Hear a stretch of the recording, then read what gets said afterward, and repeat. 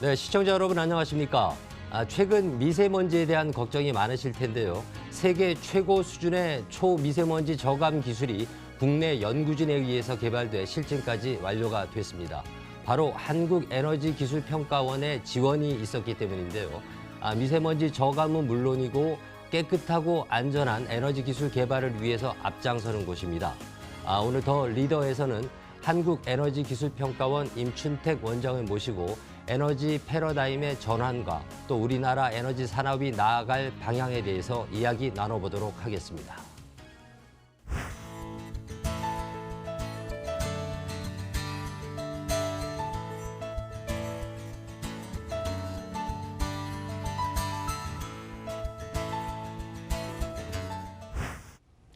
네, 시작해 보겠습니다. 원장님 일단 바쁘신 가운데 시간 내주셔서 고맙습니다. 네. 에너지기술평가원, 한국에너지기술평가원 하면 일반 시청자들이 보시기엔 기술을 평가하는 곳이구나 이렇게 막연하게 생각하실 수 있는데 어떤 일을 하는 곳인지부터 먼저 시청자분들 위해서 간략하게 설명 좀 부탁드리겠습니다. 예, 뭐 줄여서 애기평이라고 저희가 얘기를 하는데요. 과학 분야에 연구재단이 있다면 에너지 분야에 저희 애기평이 있습니다. 그래서 저희는 에너지 분야에 연구 개발하는 과제도 지원해드리고 있고요. 그 다음에 국제협력이나 그 다음에 인력 양성 이런 걸 통해서 우리나라 산업계를 육성하는 그런 일을 맡고 있습니다.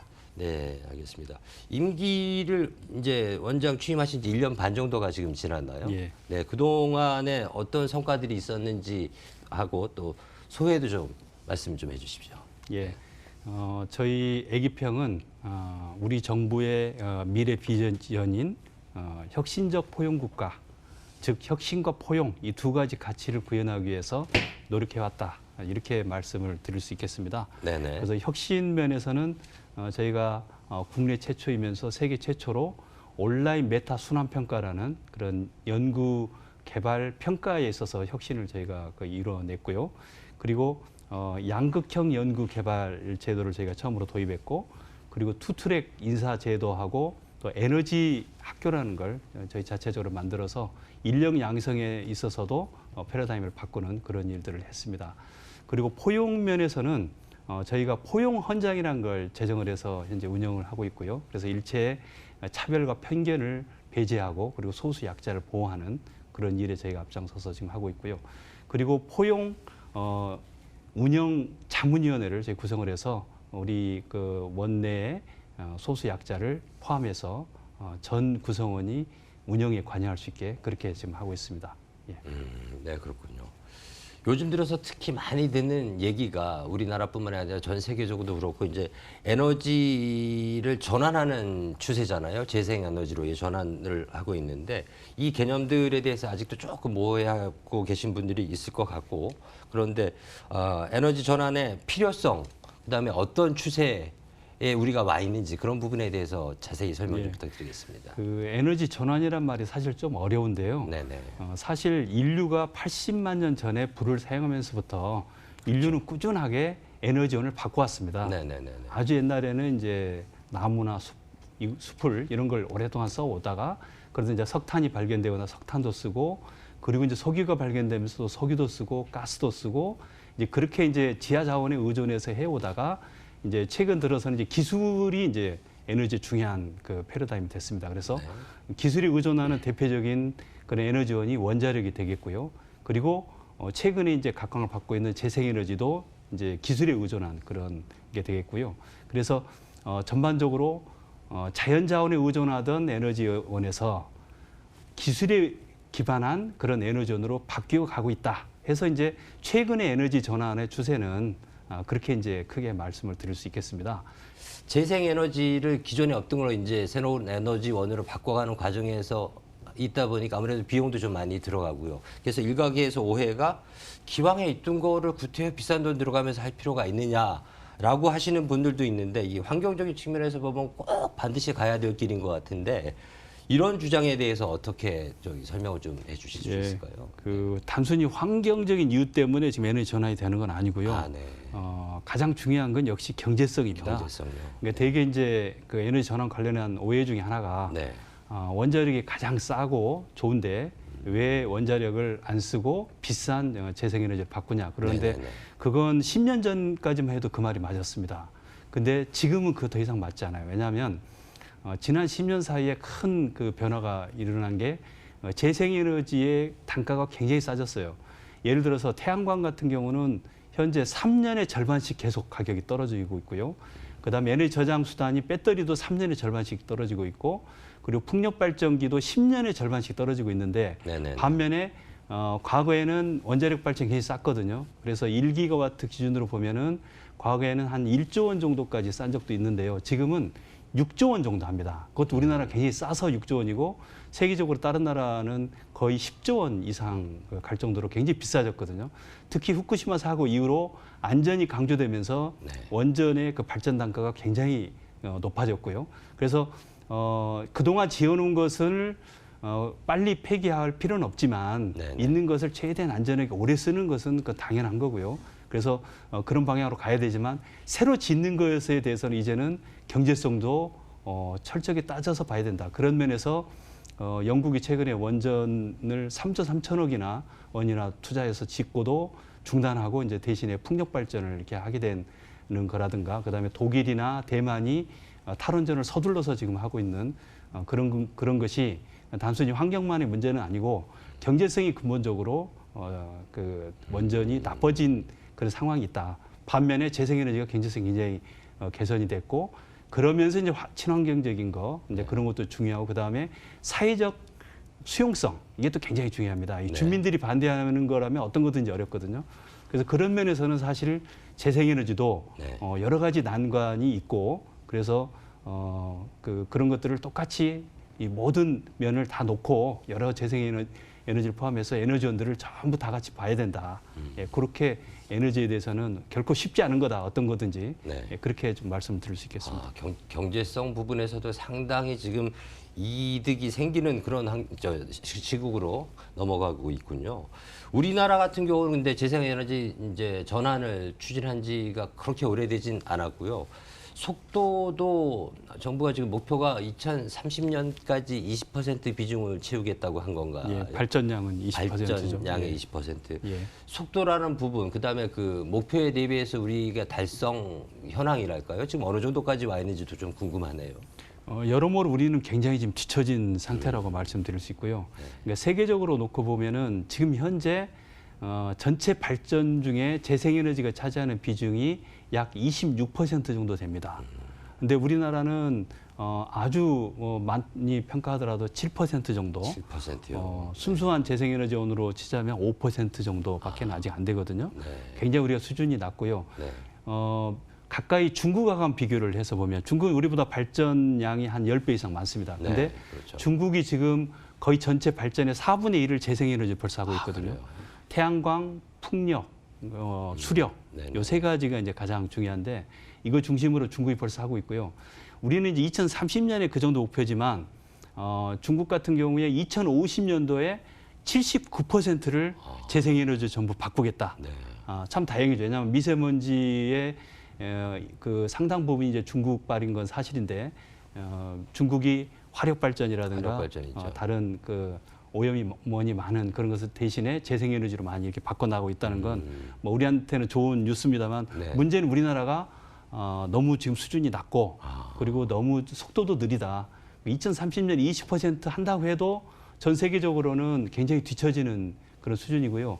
그리고 속도 면에서도 모범 국가라고 할 수 있는 독일이나 덴마크에 비교해 보면은 한 절반 정도 속도밖에 현재 매년 증가하는 속도가 그 정도밖에 안 됩니다. 퍼센테이지로 보더라도 그렇습니다. 네. 절대량은 뭐 우리가 훨씬 부족하고요. 네.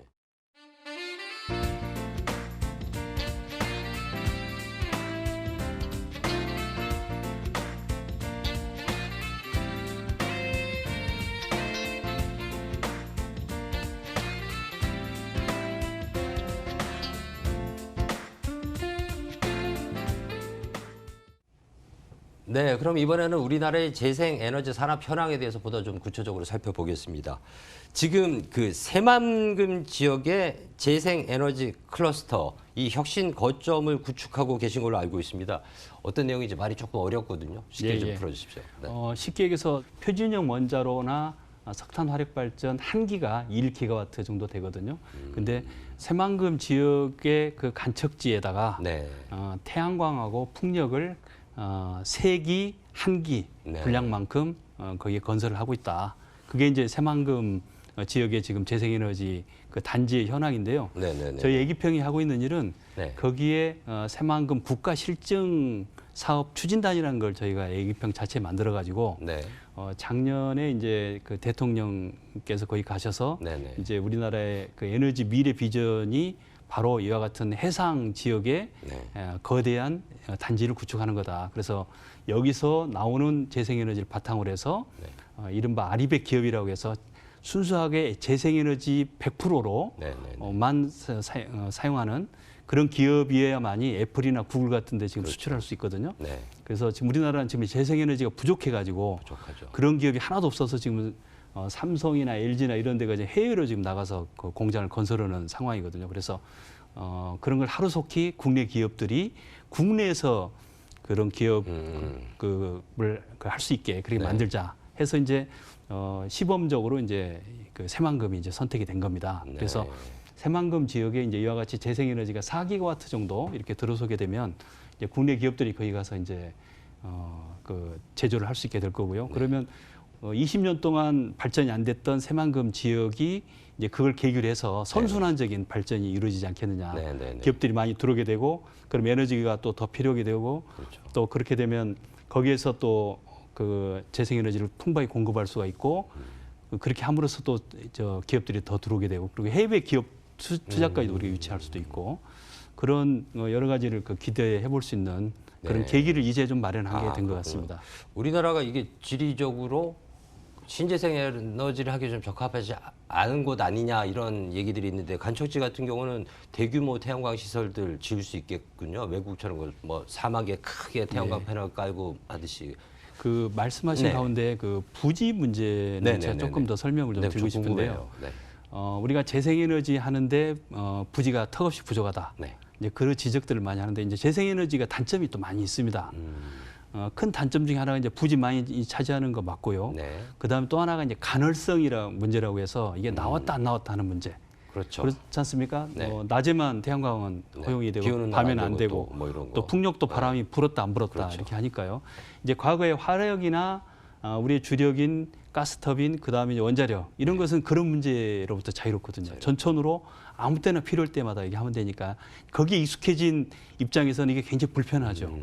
그렇지만 세계적으로 이런 걸 극복할 수 있는 그런 수단과 기술이 많이 지금 나와 있거든요. 네. 그렇기 때문에 이제는 우리가 피할 수 없는 선택이라면 네. 그걸 어떻게 하면 남보다 먼저 그렇죠. 그걸 우리 확보할 거냐 이게 지금 중요할 거고요. 우리나라 전체 부지의 약 4% 정도만 있으면 태양광만으로도 우리가 원하는 모든 전기 에너지를 다 충당 가능합니다. 그러니까 이른바 재생에너지 100%가 이제 가능하다는 거죠. 굳이 풍력을 안 쓴다고 해도요. 네. 근데 그럼 우리나라에 그럴 만한 부지가 있느냐? 우리나라 전체 땅의 16% 정도가 가용 부지입니다. 거기에 이제 우리가 농지로도 쓰고 있는 것도 있고 그렇죠. 뭐 다양한 용도로 쓰고 있는 게 있는데요. 그 중에서 우리가 4분의 1 정도만 써도 되는데 우리는 이 새만금처럼 서해안과 남해안에 네. 굉장히 수심이 낮기 때문에 네. 거기에 쓸 수 있는 그런 그 간척지 네. 이 그 부지가 새만금이 약 20배 정도 있습니다. 네. 근데 새만금 같은 곳 10군데 정도만 지으면은 네. 새만금 우리 국토의 약 0.4% 정도 네. 되거든요. 그러면 이 4%가 되거든요. 그래서 육상에 하기가 곤란하다면 네. 전부 해상에만 하더라도 가능은 하다. 그래서 어느 극단적 선택을 할 필요는 없고 네네네. 해상에도 가능한 데는 가능한 대로 하는 거고 네. 육상에도 가능한 대로 있으면은 농지에도 영농형해서 이렇게 겸업하는 것도 있고 여러 다양한 형태가 있기 때문에 네네네. 그렇게 하게 되면 부지는 전혀 부족하지 않다. 예, 그렇게 말씀드릴 수가 있습니다. 그리고 최근 국민적 관심사로 대두됐던 것이 바로 이제 일본의 무역 보복으로 인한 우리나라의 흔히 얘기하는 소부장 기술 독립 이 문제가 있는데요. 에너지라는 측면에서도 에너지 안보를 우리가 그 자주적으로 확립하는 게 되게 중요한 문제일 것 같아요. 외국 사례들은 어떻고 또 우리는 어떤 상황인지에 대해서 한번 좀 의견 좀 부탁드리겠습니다. 우리 그 에너지 자립률은 6% 정도밖에 안 됩니다. 그러니까 94% 정도를 우리가 해외에서 도입을 하고 있고요. 그리고 에너지 도입 비용이 연간 유류 가격에 따라서 왔다 갔다 합니다만 약 180조 원 정도 됩니다. 어마어마한 양이죠. 네네, 그래서 이렇게 많은 에너지를 수입을 하면서도 우리가 지금 무역 흑자를 이렇게 내가고 있다는 건 거의 기적과 같은 일입니다. 그래서 경제적인 측면에서도 이제 우리가 그 과도하게 에너지를 해외에 의존하는 것은 문제가 되고요. 그다음에 또 하나는 그 자체가 안보 이슈기도 합니다. 제가 동유럽 국가들을 하고 얘기를 할 기회가 있었는데 거기 그 장관들이 무슨 얘기를 하냐면 구소련 되고 러시아로 바뀌고 했지만 자기들은 똑같다는 거예요. 그렇겠네요. 자기들 입장에서는 에너지를 러시아에 의존하기 때문에 러시아 말을 꼼짝없이 들어야 된다는 거예요. 그래서 한 나라가 자주 독립국가가 되려면 군사적으로도 독립을 해야 되지만 에너지로부터 반드시 독립을 해야 됩니다. 근데 그동안 우리나라는 이 가능성이 없었어요. 그러다가 재생에너지를 중심으로 해서 세계적으로 에너지 전환이 급격히 이루어지면서 이제는 재생에너지는 세계적으로 평평한 에너지다 그런 얘기를 하거든요. 전 세계 어디나 다 있는 에너지고요. 태양광이나 풍력은. 그래서 이런 기술에 기반하고 그리고 우리의 국토 여건을 고려하고 한다면은 충분히 재생에너지만으로도 우리나라에 필요한 에너지를 전부 충당할 수 있는 그런 수준까지도 장래는 갈 수 있다. 그 시간은 뭐 30년 이상 이렇게 걸릴 겁니다. 그렇지만 지금 우리가 계획을 잘 세우고 해 나간다면 연간 이렇게 많은 돈을 들여서 도입할 필요도 없고요. 그다음에 지역에서 이제는 에너지가 많이 생산이 되거든요. 그렇게 되면은 지역에서 매년 한 40조 원 이상 지방 재정이 곧 스스로 확충할 수 있게 이렇게 됩니다. 그렇게 되면 굳이 중앙정부에 의존할 필요도 없고요. 그렇게 되면 지역 균형 발전도 에너지를 통해서 신속하게 될 수가 있다. 그리고 해외에 2,000조 원 이상이 되는 이 에너지 분야의 투자를 우리가 늘려나간다면 에너지 분야에 있어서 앞으로 한 20년 후에 한 400조 원 이상 우리가 수출을 해낼 수도 있을 거라고 충분히 보거든요. 그래서 그런 밝은 비전을 가지고 과거 우리가 뭐 반도체나 그다음에 가전이나 그다음에 뭐 철강이나 조선, 자동차 이제 이런 게 의존해서 우리가 살아왔다면 이제는 에너지 분야에서 신성장 동력을 우리가 만들어내야 되겠다. 그리고 충분히 가능하다. 그리고 그걸 저희 애기평이 준비하고 있다. 그런 말씀을 드릴 수 있겠습니다.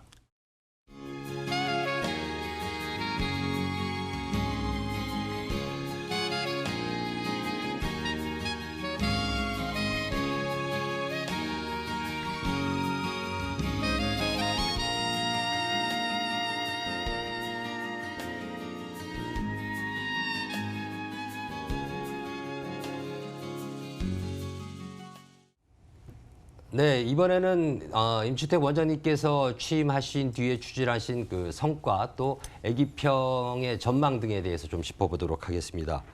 아까 서두에 조금 말씀해 주셨는데 말이 조금 어렵긴 했어요. 온라인 메타 순환 평가라는 이거를 연구개발 전담기관 최초로 적용을 하셨다. 조금 쉽게 좀 풀어서 설명해 주십시오. 예, 그 하나하나 그냥 끊어서 보면 사실 쉬운 얘기인데요.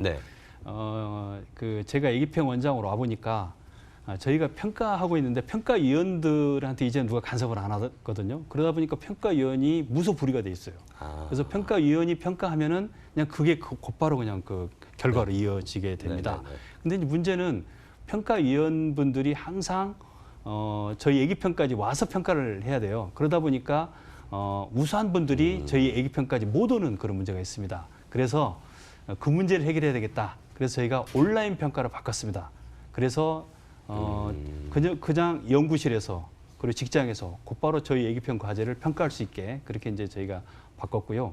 그다음 이제 메타 평가라는 건 뭐냐면 메타라는 것은 위에 있다 그런 뜻입니다. 그러니까 평가위원을 평가하는 거예요. 그러니까 평가위원은 아무한테도 평가를 안 받고 자기 마음대로 그동안은 평가를 했다는 거죠. 근데 그렇게 하게 되면은 평가위원이 누구 눈치도 안 보고 하는 건 참 좋은데 그렇게 해서 평가의 자율성을 확보를 하는데 대신에 책임성이 없다. 전문성도 없고. 그래서 저희가 도입한 제도는 평가위원이 평가를 잘했나 못했나를 평가하는 제도를 또 뒀기 때문에 네.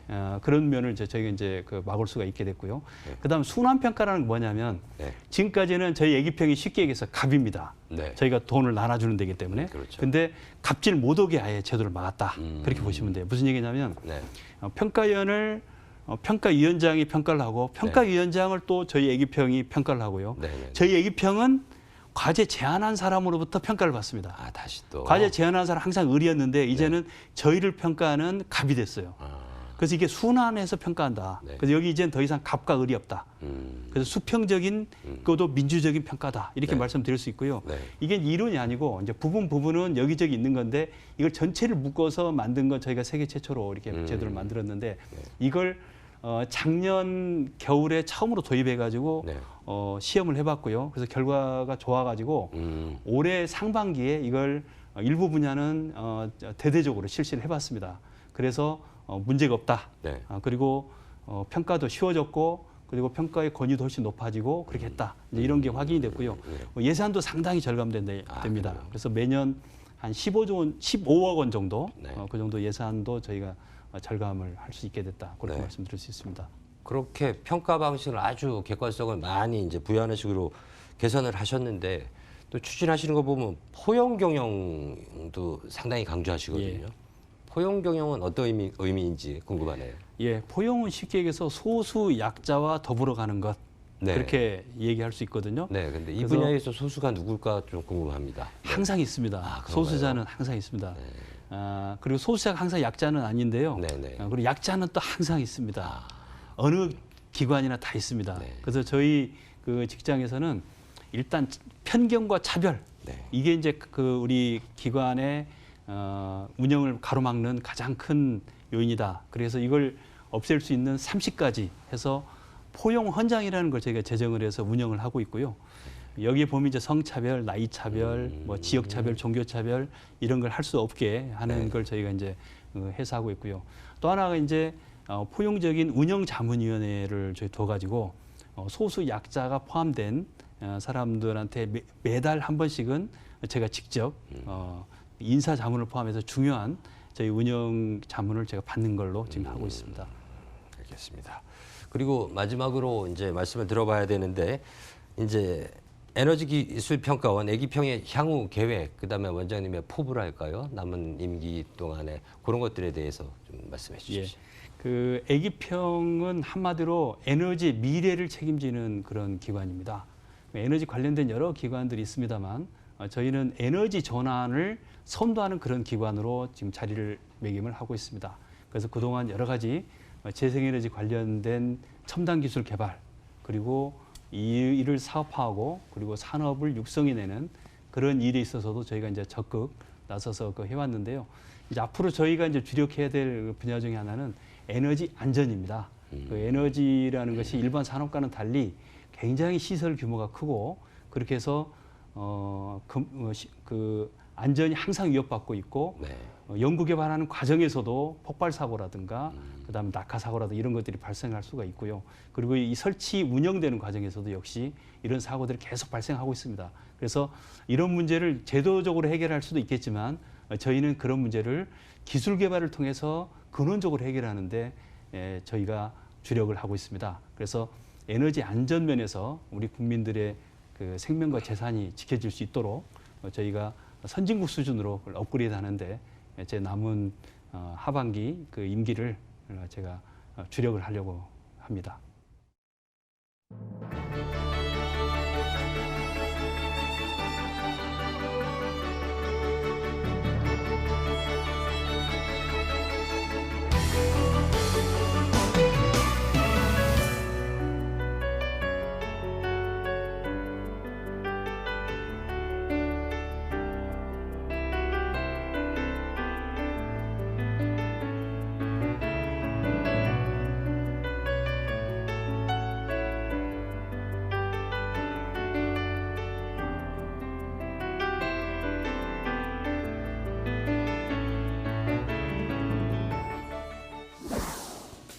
네, 폭염과 혹한 그리고 또 미세먼지까지 우리가 피부로 느끼고 있는 환경 오염과 자원 고갈의 문제로 인해서 이제 재생에너지에 대한 전환은 거스를 수 없는 게 시대의 흐름인데요.